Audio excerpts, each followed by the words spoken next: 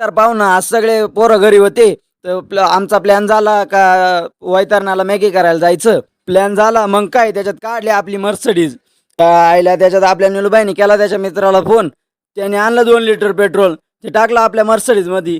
निलूबाई सनरूपचा आनंद घेता घेता पोहोचलो आवरलीत. तिथं कळालं का दुकानात जायचंय, कोणाकडे पैसे नाही.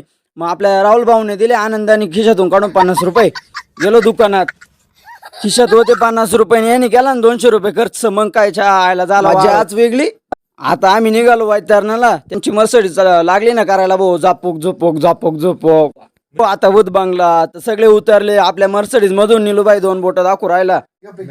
खुल्ली आपल्या मर्सडीजची डिक्की. गेला कृष्णा भाऊ दगड आणायला. अर्जुन भाऊ राहुल भाऊ काय शोध लावित होते काय माहिती राव. आयला त्याच्यात कांदा कापायला कोण तयार होय ना. अर्जुन भाऊनी घेतला पुढाकार. अर्जुन भाऊच्या डोळ्यातून आलं पाणी. त्याच्यात सागर भाऊ लागला पुढ्या फोडायला. राहुल भाऊ फोडीत होते लाकडं. त्याच्यात निलू भाऊनी टाकली पाठीभर मिरची. निलू भाऊने का पुरं केलंय काही गोष्टी, असं काही झालीच नाही.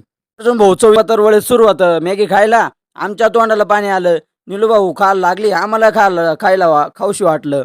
मग आली ना मॅगी तयार. चवीनं मॅगी खाली. त्याच्यात आमची मर्सडीज खाली झोपायला. पण भाऊ काचे झोपून द्यायचा, त्याने लावली ना मर्सडीज लोटायला.